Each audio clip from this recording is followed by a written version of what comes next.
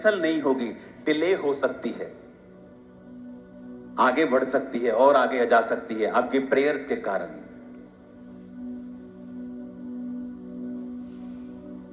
तो सरकार ने एक झटका मारा है, आप लोगों के लिए बेहतरी के लिए काम किया है, लेकिन जो मैंने कहा है वो भी पूरा होगा, क्योंकि मैं आपको बता रहा हूं जो मिडिल क्लास के ऊपर बोझ है वो बढ़ेगा फ्यूचर में। फेसबुक से देखकर आपका नाम क्या है, मैं आपको इधर से प्रोफेसी कर देता हूं कि आपको ऐसी प्रोफेसी चाहिए या आपको सचमुच वो चाहिए जो आपकी लाइफ को चेंज कर सकता है, जो परमेश्वर की ओर से। आमीन। अब आपको बड़े ध्यान से समझना होगा कि बाइबल में परमेश्वर ने पहले से ही अपने लोगों को अगुवाई दी है। परमेश्वर ने अपने दास को भेजा कि जा और करीत नामक नाले में छुप जा। अब बारिश नहीं आएगी लेकिन वहां का पानी तू पिया करेगा। और वचन कहता है जब करीत नामक नाला सूख गया तो परमेश्वर कहता अब जा तू सारपत की विधवा के पास, क्योंकि मैंने उसे तुझे खिलाने की आज्ञा दी है। परमेश्वर को यह मालूम था कि अकाल के दिनों में एलिया का भूख और प्यास मैंने कैसे मिटानी है, और जब वहां का पानी सूख जाएगा तो अगली रणनीति क्या होगी, अगली अगुवाई क्या होगी। आप जो आने वाले समय का इकोनॉमिक ऑपरेशन है, डिप्रेशन है, आप इसे खत्म नहीं कर सकते, डिले कर लेंगे या खुद बच जाएंगे। और आपको मालूम होगा कि हमें चर्च में पहले से बताया जाता है, परमेश्वर की आत्मा हम पहले से हमसे बात करती है हमें क्या करना है फ्यूचर के लिए, हमें क्या करना है आने वाले समय के लिए।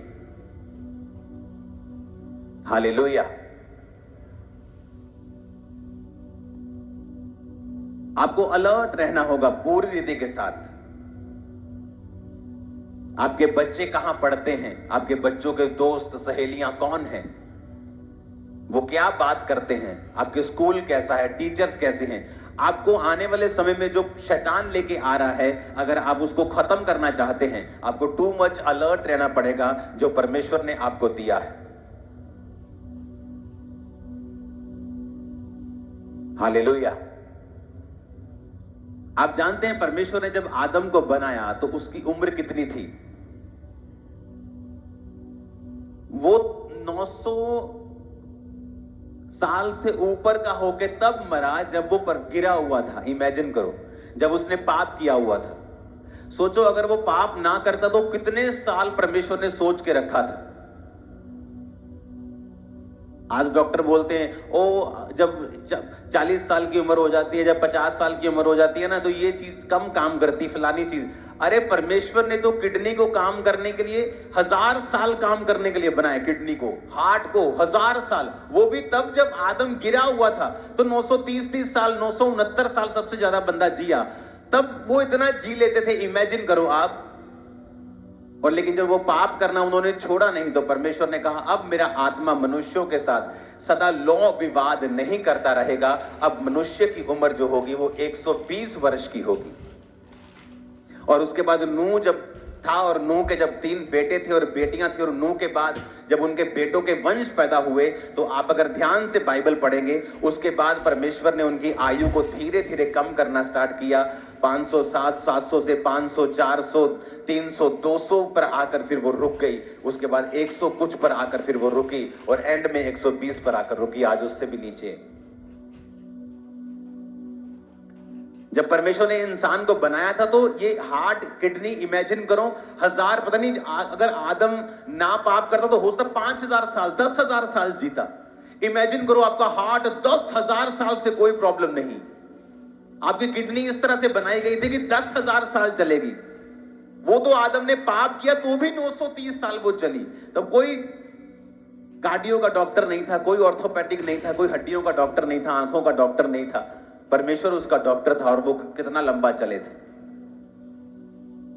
जब परमेश्वर आपको चर्च में सिर्फ एक सिंपल सरमन देने के लिए आप यहां नहीं लेने के लिए नहीं आए, मैं जानता हूं, परमेश्वर आपको लाइफ कोचिंग भी देता है, आपको ये सिखाता भी है कि आपको इफेक्टिव क्रिश्चियन कैसे बनना है, फ्यूचर के लिए तैयार कैसे रहना है, अपने माइंडसेट को, अपनी फैमिली को किस तरह से बना के और बचा के रखना है, क्योंकि जो आने वाले समय में परमेश्वर आपके लिए करना चाहता है वो ग्रेट मार्वलस है। आप बड़ी बड़ी बिल्डिंग्स खरीदने वाले हो, मैं आपको बता रहा हूं। आप बेस्ट देशों में आपके घर होंगे, मैं बता रहा हूं। आपको लगता है कि ये शायद मैं शारीरिक बातें आपको बोल रहा हूं, मैं आत्मिक नहीं बोल रहा हूं, मैं आपको आत्मिक चीजें ही बता रहा हूं, क्योंकि जो आपको मिलने वाला है वो आपकी आत्मिक तरक्की का ही परिणाम होगा कि जो परमेश्वर आपको देने वाला है, और आप उसे लेने में कामयाब रहे, क्योंकि आपकी स्पिरिचुअल आईज ओपन होंगी और आप वो ले पाएंगे, वो कर पाएंगे जो परमेश्वर आपकी लाइफ से चाहता है। हालेलुया। आपको बस ध्येय ध्यान रखना है कि हमें क्या बताया जा रहा है, जो हमें बताया जा रहा है क्या हम उसे फॉलो कर रहे हैं। अगर मैंने आपको बोला है कि आपको इकोनॉमी के लिए प्रार्थना करनी है, जब आप प्रार्थना कर रहे हैं, आपको क्या लगता है 2 वीडियो से सरकार चेंज हो जाती? सरकार तो आंदोलनों से भी अपना दिमाग कई बार चेंज नहीं करती, आपको तो मालूम है। कितने कितने प्रोटेस्ट लोग मर जाते हैं, वो अपना दिमाग चेंज नहीं करती अगर वो अपनी आई पे आए। लेकिन जब आप प्रेयर्स करते हैं तो परमेश्वर उनके दिमाग को चेंज करता है। प्रार्थना इस दुनिया का सबसे पावरफुल हथियार है, परमाणु बम से भी कई लाख गुना ये खतरनाक है। हमें लगता है ये इत्तेफाक है, ये इत्तेफाक नहीं है। 2000 ये आई थिंक 10-11 की बात है, जब चर्च बहुत बढ़ गई और हजारों की संख्या में लोग आने लगे, तो बहुत से स्टूडेंट्स थे जो बाहर जाना चाहते थे, लेकिन तब इतनी रास्ते ओपन नहीं फील होते थे कि रास्ते ओपन है, हम जा सकते हैं। जब प्रार्थना करनी शुरू की गई, आप इमेजिन नहीं करेंगे, चर्च में से हजारों, सिर्फ चर्च की बात कर रहा हूं, हजारों स्टूडेंट्स फॉरेन गए। आज वही स्टूडेंट्स चर्च के ब्रांचेस संभाल रहे हैं बाहर। और जब प्रार्थना करनी शुरू की, उन्होंने बताया कि सरकार ने रूल्स चेंज कर दिए थे, अलाउ आसान कर दिए थे, और वो आसानी के साथ निकल गए, जबकि उनके पास कोई पैसा भी नहीं था इतना। आपको लगता है कि ये इत्तेफाक है? इत्तेफाक नहीं, हमने देखा है प्रार्थना के बाद सरकारों के दिमाग चेंज होते हुए, प्रार्थना के बाद रास्ते खुलते हुए, प्रार्थना के बाद फेवर आते हुए। आमीन। आपको ये बात बड़े ध्यान से समझनी है कि जो चर्च में बताया जा रहा है मुझे एग्जैक्टली सुनना है और उसे फॉलो करना है। आने वाले समय में जो इकोनॉमिक प्रॉब्लम्स होंगी उन्हें आप डिनाई नहीं कर सकते, प्रार्थना के बाद भी लोगों पर वो होंगी, मैं फिर कह रहा हूं। लेकिन उन्हें उनसे बचा कैसे जा सकता है? आने वाले समय में कौन बचेगा? जिसका पैसा बैंक में होगा वो नहीं, मैं फिर कह रहा हूं, वो बचेगा जो धरती के साथ जुड़ा हुआ, जिसके पास जमीन होगी। आज आपको मालूम नहीं कौन सा बैंक उठ के बोल देता है कि ये बैंक बंद होने वाला, अपना पैसा निकाल लो। लेकिन फ्यूचर में एक युद्ध होगा, एक लड़ाई होगी, करेंसी की वैल्यू बहुत से देशों की, मैं अपने देश की बात नहीं कर रहा हूं। विजन्स में उन करेंसीज को हमने जमीन पर, सड़कों के ऊपर विदाउट वैल्यू देखा है, और वो बड़े देश हैं। आपको ये बात समझनी है कि आपको क्या करना है, क्योंकि आपको क्या लगता है सरकार ने ऐसे ही बोल दिया, इतने लाखों रुपया उसको आता है कि 12 लाख ये टैक्स पे थोड़ा सा हम लोगों को फ्रीडम देते हैं, क्योंकि वो देख रहे हैं कि जो मिडिल क्लास है उन पर जो बोझ है वो ज्यादा है, कहीं अधिक ज्यादा पहले से, तो वो चाहते हैं ये बोझ कम हो। लेकिन फ्यूचर में जो चीजें होने वाली हैं वो बोझ पूरी तरह से कम नहीं हो पाएगा। आपको क्या करना है? आपको पहली बात प्रार्थना करनी है, और आपको क्या करना है? आपको जमीन के साथ जुड़ना है, आपको अपनी सेविंग को बचाने की आदत डालनी है। अगर आपके घर में बकरियां रखने की जगह है, बकरियां पालो, भेड़ रखने की जगह भेड़ पालो। आपको लगता है नहीं जी सानू स्मेल आउंदी बकरियां तो, आपको अपनी गरीबी से स्मेल नहीं आती, आपको बकरियों से स्मेल आती है, पर अपनी गरीबी से स्मेल नहीं आती आपको। गाय पालो, भैंस पालो, कोशिश करो जो आप महीने का कमाते हो उसे सेव करो, और जो घर का खर्चा है उसे बाहर से चलाओ। अगर घर में 4 जन हैं, वो चारों काम करें, होम वर्क घर से काम करें। हर बंदा फैमिली का जो अडल्ट है वो फैमिली में जोड़ने की कोशिश करे, क्योंकि जो फ्यूचर है आप तभी बच पाएंगे अगर आपने सेविंग की होगी। आप सेविंग करके उसका प्लॉट लें। बहुत से लोग, जब मैंने हेल्थ सेमिनार करवाया, बोले यार चर्च को हेल्थ सेमिनार करने की क्या जरूरत थी। अब वही लोग खड़े होते हैं प्रेयर लाइन के ऊपर, हमें पित्ते की पथरी है, हमें रसौली है। और उस सेमिनार में, जो हेल्थ सेमिनार मैंने करवाया था, उसमें यह बात बताई गई थी कि अगर आप इस डाइट को फॉलो करते हैं जो बाइबल में बोली गई है, बाइबल में अगर आप ध्यान से पढ़ेंगे ना, तो परमेश्वर ने जब आदम को बनाया तो उसे मीट खाने को नहीं दिया था, उसे सिर्फ पत्ते और फ्रूट्स खाने को दिए थे। अगर आप बाइबल ध्यान से पढ़े तो मीट खाने की इजाजत उसके बाद दी गई थी, पहले नहीं दी गई थी। वो सिर्फ पत्ते खाते थे और हर्ब्स खाते थे, और इसीलिए वो लंबा जीते थे। आज जब आपको डाइट के बारे में बताया गया कि आपको ये डाइट लेनी है, तो मैं आपको बताता हूं, आपको कई बार प्रेयर लाइन में खड़े होने की जरूरत नहीं पड़ेगी। चाहे वो पित्ते की पथरियां वो गायब होती, हमने देखी है खुद अपनी आंखों से लोगों की लाइफ। लेकिन हम आंखें बंद रखना चाहते हैं। हमें बाइबल की पूरी नॉलेज नहीं है कि परमेश्वर हमारी डाइट पर भी ध्यान देता है। पौलुस इतना सामर्थी था, लंगड़ों को चलाने वाला, मुर्दों को जिलाने वाला, और अपने स्पिरिचुअल सन को कह रहा है कि थोड़ा थोड़ा अंगूरों का रस पिया कर, ताकि तेरा पेट बार बार बीमार ना हो। लेकिन जब हम ओवर स्पिरिचुअल हो जाते हैं, हम अपनी लाइफ का ध्यान नहीं रखते, हम एक्सरसाइज नहीं करते। बहुत से लोगों में प्रॉब्लम्स है क्योंकि वो एक्सरसाइज नहीं करते। आपका घुटना खराब हुआ, आपने उसे एक्सरसाइज से ठीक नहीं किया, धीरे धीरे धीरे वो घुटना आपके हिप को खराब करेगा, हिप आपकी रीढ़ की हड्डी को खराब करेगी, फिर आप प्रेयर लाइन में खड़े होंगे। और ये सारी चीजें बिब्लिकल हैं, आपको बताई गई सेमिनार में कि आपको ये डाइट फॉलो करनी है, लेकिन आपने फॉलो नहीं किया और आप प्रेयर लाइन में खड़े होते हैं। इसलिए कहा जाता है जो चर्च में आपको बताया जाता है ये लाइफ कोचिंग है, ये सिंपल चर्च नहीं है कि आपको जस्ट एक सरमन दिया और भेज दिया। अब अगर आप इस बात को फॉलो कर रहे हैं, मैं आपको गारंटी देता हूं लाइफ और फाइनेंस कभी भी सेम नहीं है। आज की मीटिंग के बाद आप अपनी लाइफ में 50% सेविंग करने की आदत डालो।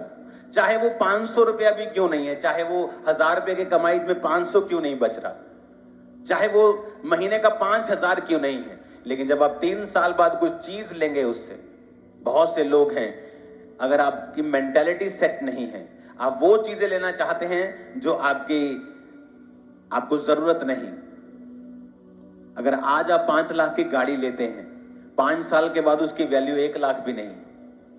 आज आप 5 लाख का एक प्रॉपर्टी लेते हैं, 5 साल बाद उसकी वैल्यू 10 लाख से ज्यादा है। तो आपको क्या चाहिए, कार चाहिए कि प्लॉट चाहिए? लेकिन लोगों का ध्यान नहीं। और इसी वजह से जब आने वाले समय में जो परमेश्वर ने बताया है कि जब इकोनॉमिक ऑपरेशन होगा, एक प्रेशर होगा, चीजें महंगी होंगी, तो फिर लोग दुखी होंगे, और वही बचेंगे जो तैयारी करके बैठे होंगे, जिनके पास सेविंग्स होंगी। एक घर होगा जो सस्ते में लिया होगा, उसको किराए पे चढ़ा देंगे, खर्चा आना आपको शुरू हो जाएगा। लेकिन अगर आज उसका आप बोलेंगे मैं तो गरीब हूं, मैं आपको बता रहा हूं, इस दुनिया के जो सबसे अमीर टॉप 10 अमीर हैं, उन्होंने अपनी जिंदगी की शुरुआत $2 पाउंड, 5 पाउंड, 500 रुपए से की है। 500 रुपए की इन्वेस्टमेंट, 1000 रुपए की इन्वेस्टमेंट। मैं आपको ये क्यों बातें बता रहा हूं? मैं आपको इसलिए बता रहा हूं क्योंकि जो फ्यूचर में होने वाला है, अगर आपको मैं उसके लिए प्रिपेयर नहीं करूंगा, फिर आपको लगेगा कि जैसे दुनिया धक्के खा रही है, हम भी खा रहे हैं, हम में और दुनिया में कोई फर्क नहीं है। लेकिन आज आपको मालूम होगा कि नहीं, हमें ये बता दिया गया था, हमें अलर्ट कर दिया गया था, हमें सेविंग करने के लिए बोला गया था, हमें चीजें, कौन सी चीजें खरीदने के लिए बोला गया जो आने वाले समय में बढ़ेंगी।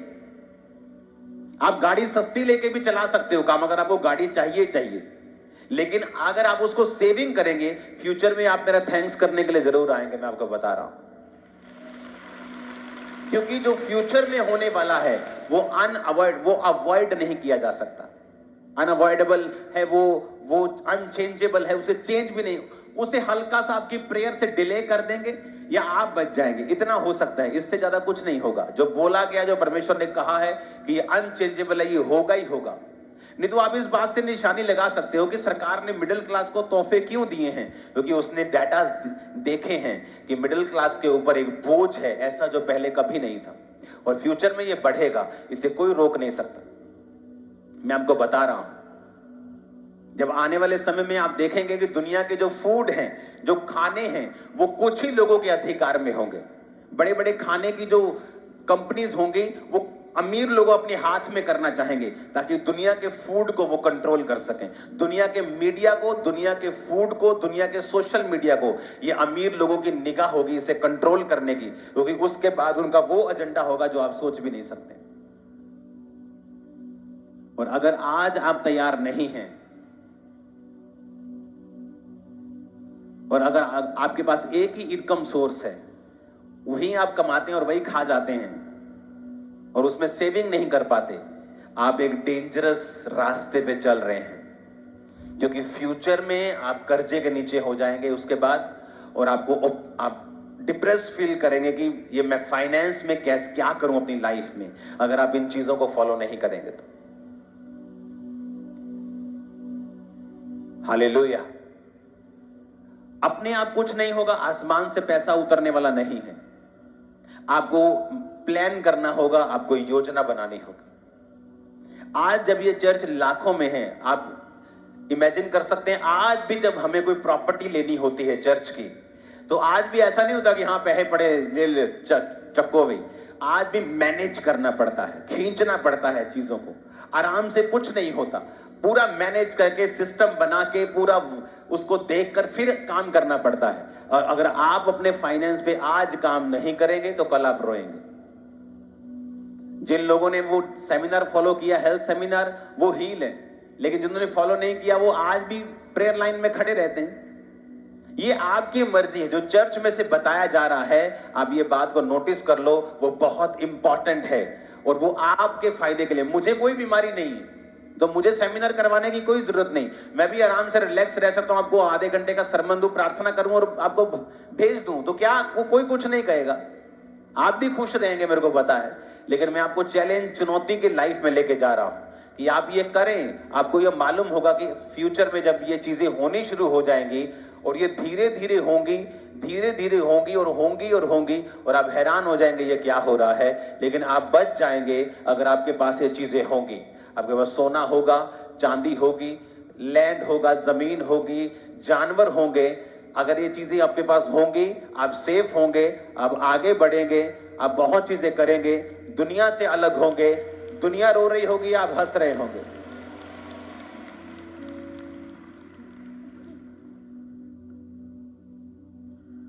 क्योंकि फ्यूचर आसान नहीं है। आपको प्रार्थना में रहना होगा,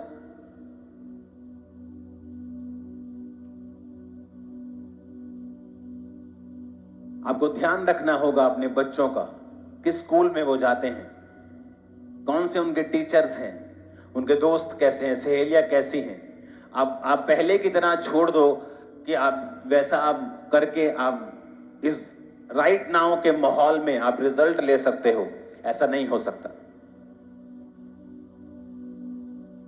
कोविड के बाद दुनिया चेंज हो चुकी है। कोविड से पहले लोग होते थे हाँ प्रार्थना 15 मिनट की में चलेगा, उन्हें मालूम हुआ कि एकदम से जब झटका आता है तो हमें प्रार्थना की जरूरत पड़ेगी, और फिर उनके लाइफ प्रार्थना वाली हुई। उन्हें मालूम हुआ कि कहीं भी कुछ भी हो सकता है, क्योंकि फॉरेन के लोगों को, अमेरिका के लोगों को लगता है कि हमें परमेश्वर की जरूरत नहीं है। लेकिन जब कोविड आया तो वहां सबसे अधिक असर हुआ। परमेश्वर ने घुटनों को लगवा दिया, लोगों को हाथ ऊपर करवा दिए और बताया कि मैं ही परमेश्वर। हालेलुया। आपको जितनी प्रार्थना आपने पहले नहीं की, आपको प्रेयर करनी पड़ेगी। आपने पहले बाइबल नहीं पढ़ी, जितनी आपको पढ़नी पड़ेगी। मैं कल रात मैंने पूरी बाइबल को, मैंने इतने बाइबल को पढ़ा आराम से समझते हुए, जितना मैंने पहले कभी नहीं पढ़ा होगा। जो मैं आपको प्रीच कर रहा हूं, मैं भी फॉलो कर रहा हूं। मुझे पता है जब फ्यूचर में डार्कनेस ज्यादा है, चैलेंजेस ज्यादा हैं, तो हमारी तैयारी भी पहले से ज्यादा होनी चाहिए। आज कोई पहलवान 100 किलो उठाता है और उसे पता है कि फ्यूचर में जो मेरी लड़ाई होने वाली है वो 125 किलो के उठाने वाले से होने वाली है, तो उसे आज से अपनी डाइट भी चेंज करनी पड़ेगी, अपना डिसिप्लिन भी बढ़ाना पड़ेगा, अपनी प्रैक्टिस भी बढ़ानी पड़ेगी, फिर वो 125 वाले से लड़ सकता है। तो अभी अगर आप 100 किलो उठाते हैं तो आपको मालूम होना चाहिए कि शैतान 125 की तैयारी कर रहा है, और आप तैयारी कर लें, क्योंकि जीतने वाले सिर्फ आप हैं और शैतान फिक्स फाइट में हारा हुआ है। मैं आपको बता रहा हूं, मैंने आज स्पिरिचुअली देखा है, प्रोफेटिकली आपकी लाइफ में देखा है। आप घर बाय कर रहे हैं इस साल, आप अपना घर खरीद रहे हैं इस साल, आप प्लॉट खरीद रहे हैं इस साल। मैं आपको बता रहा हूं, आप इफेक्टिव होंगे, आप असरदार होंगे, अपने रिश्तेदारों से कहीं अधिक ऊपर होंगे।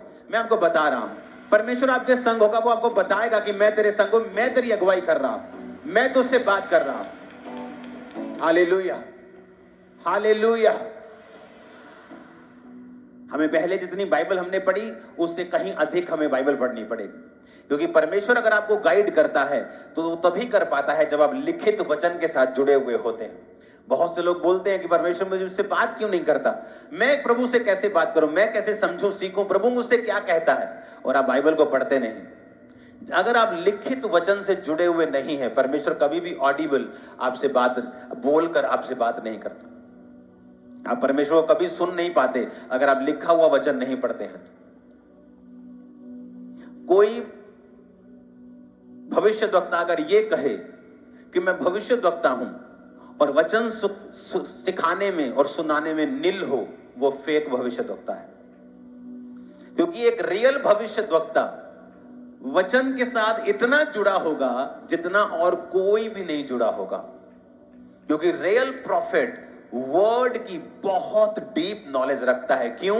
क्योंकि अगर वो वचन ना पढ़े तो परमेश्वर उससे बात नहीं करता, और इस चक्कर में वो बाइबल पढ़ता है और बाइबल के साथ जुड़ा। मैंने देखे हैं रियल प्रॉफिट्स, वो इतना वचन पढ़ते हैं, वचन की डीप शिक्षा होती है।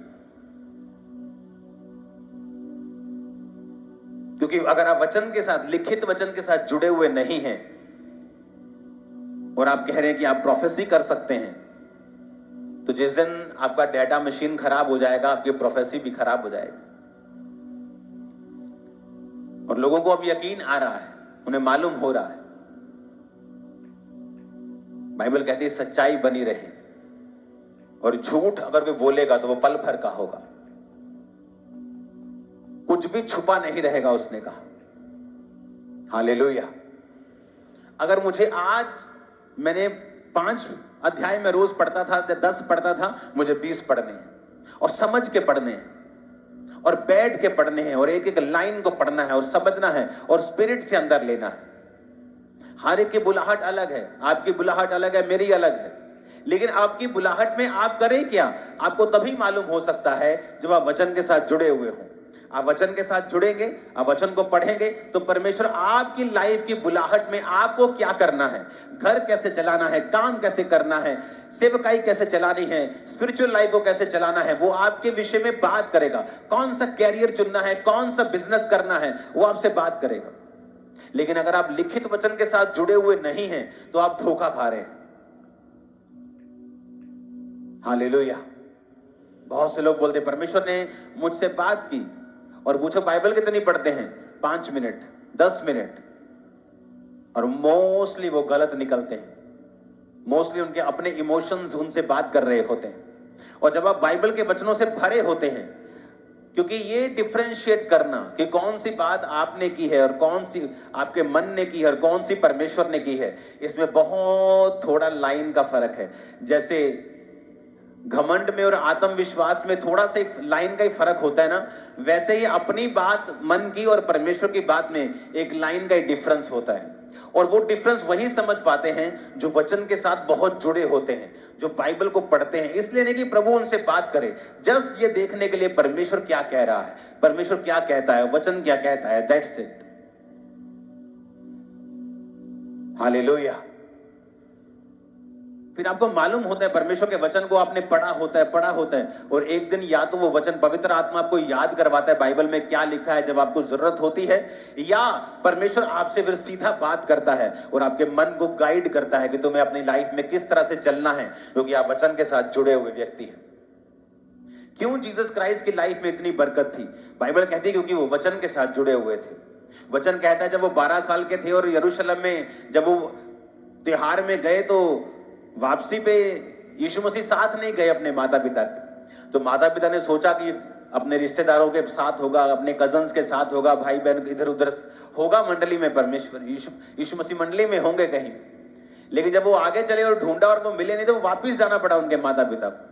और बाइबल कहती है जब परमेश्वर के भवन में यीशु मसीह बड़े बड़े शास्त्रियों विद्वानों के साथ वो बहस कर रहे थे, उनको क्वेश्चन आंसर कर रहे थे, तो वो बड़े हैरान हो रहे थे बड़े बड़े शास्त्री कि इसको इतनी विद्या कहां से आ गई। जब माता पिता ने देखा और यीशु को कहा तू यहां क्यों रुका, हम तुझे कुड़ते हुए ढूंढते। कुड़ रहे थे, वो कोस रहे थे, पता नहीं कितने रह गया, पता नहीं की करता है मुंडा। तो परमेश्वर ने बताया क्या कहा, क्या तुम नहीं जानते कि मुझे अपने पिता के घर में होना जरूरी है? यीशु मसीह को मालूम था कि ये मेरे पिता का घर है, लेकिन क्यों बाइबल कहती है वो 30 वर्ष तक अपने माता और पिता के वश में रहा, अपने पिता का काम जो कारपेंटरी वो करते थे वो करते रहे। क्यों? क्योंकि वचन में लिखा है अपने माता और पिता की आज्ञा को मान, अपने माता और पिता की इज्जत कर। जीसस क्राइस्ट ने भी लिखित वचन को पढ़ा और समझा और उसे पूरा किया, इसलिए जैसा प्यार यीशु मसीह को मिला वैसा किसी को नहीं मिला आज तक। आमीन। और जैसा प्रसन्न प्रभु यीशु मसीह ने पिता को किया ऐसा आज तक किसी ने नहीं किया होगा। क्यों? लिखित वचन को पूरा करना। यीशु मसीह को एक एक वचन मालूम था, एक एक वर्ड परमेश्वर को मालूम था कि आज ये लेख तुम्हारे सामने पूरा हुआ है। यीशु मसीह को मालूम था यशायाह में कहां लिखा है कि परमेश्वर का आत्मा मुझ पे है। उनको सब वचनों का ज्ञान था, सब वचनों को वो पढ़ते थे, उनको वचन मालूम थे। उनको मालूम था कि ये वचन आज मेरी जिंदगी में पूरा हुआ है। वचनों के साथ जुड़े हुए थे परमेश्वर। और आज एक विश्वासी चाहता है कि परमेश्वर उससे बात करे या उसकी अगुवाई करे।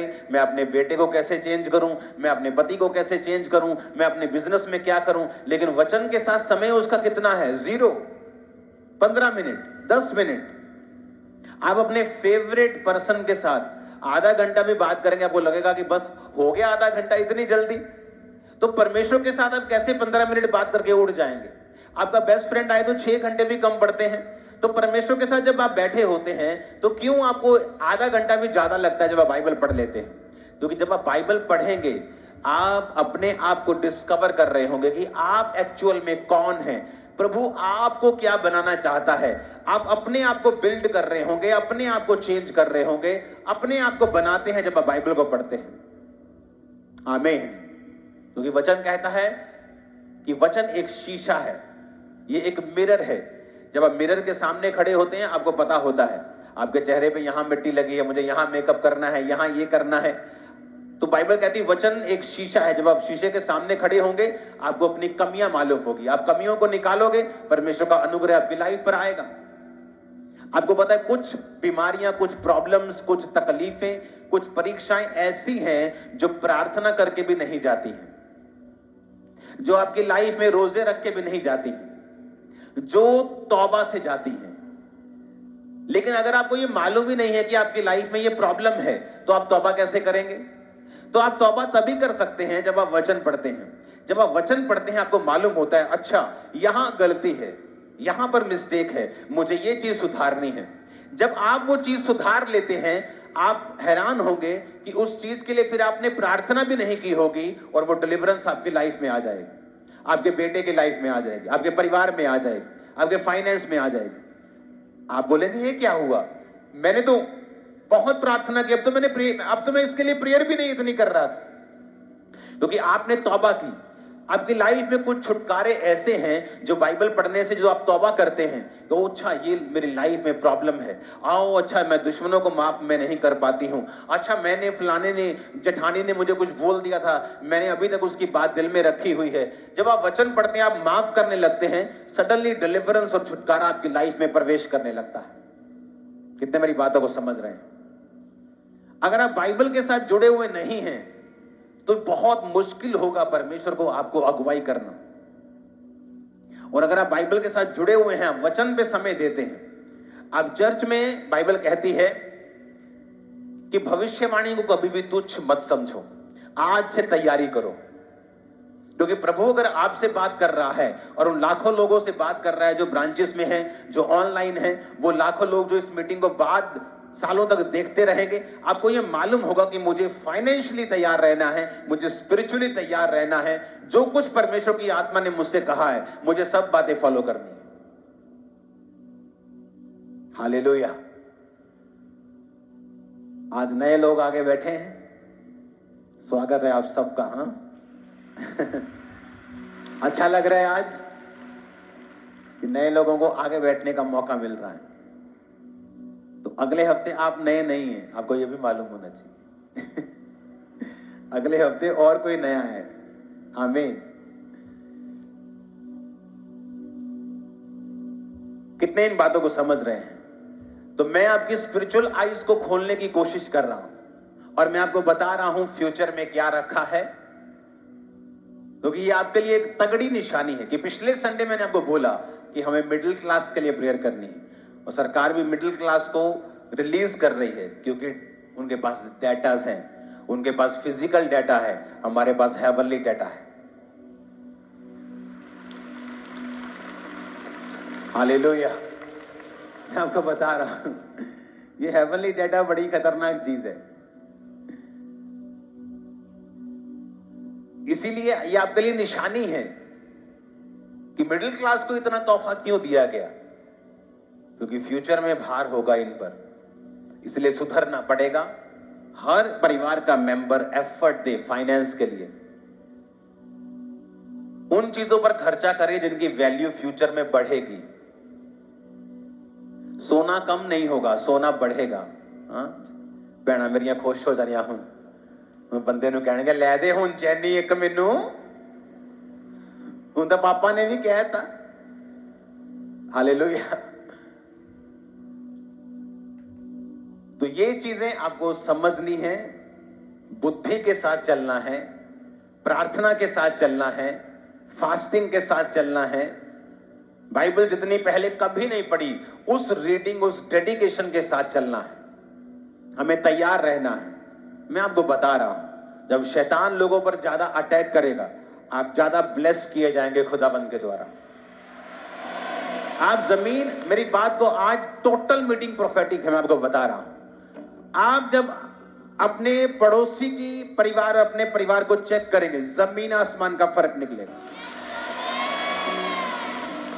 अगर आपने ये फॉलो किया है, अगर आपने पवित्रताई को फॉलो किया है, अगर आपने इन इंस्ट्रक्शंस को फॉलो किया है, हालेलुया। ऊंची आवाज में हालेलुया बोलो जरा।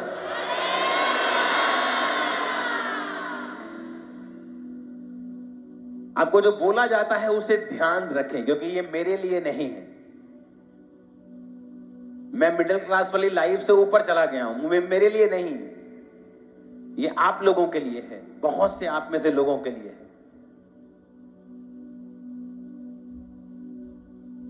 तो आपको ध्यान रखना है, जो एक एक बात बोली गई, इस सरमन को घर जाएं, दोबारा सुने, कॉपी पर लिखें, अपनी एक हाउस मीटिंग करें। आपके बच्चे जो बड़े हैं, कम से कम 12-15 साल, उनके साथ, वाइफ के साथ एक मीटिंग करें, एक टारगेट सेट करें इतनी सेविंग का। आपको वो थोड़ी लगती, डोंट वरी, सेविंग करना स्टार्ट करें। मैं आपको बता रहा हूं, प्रार्थना करें, परमेश्वर का हिस्सा टाइथ कभी भूले मत, क्योंकि जब टाइथ नहीं पे होता तो जो सेविंग्स होती है उस पर अटैक्स होते हैं, फिजूल खर्चियां एंटर करती हैं। फिजूल खर्ची का एक आत्मा होता है, बाइबल कहती है, और यीशु मसीह ने कहा, मैं फिजूल खर्ची के शैतान को डांटूंगा जब वो अपना टाइथ पे करेगा। हमें बाइबल में पक्के रहना होगा ताकि हम अपनी लाइफ को बिल्ड कर सकें। और मैं आपको बता रहा हूं, आपकी ब्लेसिंग्स मैच नहीं की जाएगी, इतनी बड़ी होगी। मैं आपको स्पिरिचुअली बता रहा हूं, प्रोफेटिकली बता रहा हूं, मैं आपको बता रहा हूं, मैं आपकी लाइफ में वो देख रहा हूं, और जो मैं देख रहा हूं स्पिरिचुअली मैं बता रहा हूं। आपके बच्चे बेस्ट स्कूल्स में होंगे, बेस्ट कॉलेजेस में होंगे, बेस्ट देशों में जाएंगे, मैं आपको बता रहा हूं, आपको तैयार रहना होगा। आप अब नहीं कर सकते कि प्रार्थना कम है चलेगा, उपवास नहीं रखते चलेगा, पवित्रता ही नहीं है चलेगा, अच्छा टाइट कभी कभी पे, अब नहीं चलेगा। आपको पूरी तरह से डेडिकेट होकर परमेश्वर में चलना पड़ेगा, क्योंकि फ्यूचर में शैतान अपने हमले बढ़ाता जाएगा, चीजें वर्स्ट होती जाएंगी और हम बचते जाएंगे, क्योंकि हमारी तैयारी शैतान से कहीं अधिक पहले की होगी। हालेलुया। आप बाइबल पढ़ के देखो परमेश्वर किस तरह से अपने नबियों को बचाता रहा। मुसीबत इस ओर से आती थी, उनको मालूम होता था, वो अपना रास्ता बदल लेते थे, क्योंकि परमेश्वर बताता था तुझे क्या करना है। तो हम अंधे नहीं हैं, स्पिरिचुअली अंधे नहीं हैं कि कलीसिया चलती जाएगी और एकदम से कोई शैतान का आत्मा अटैक कर देगा, ऐसा नहीं होगा। हम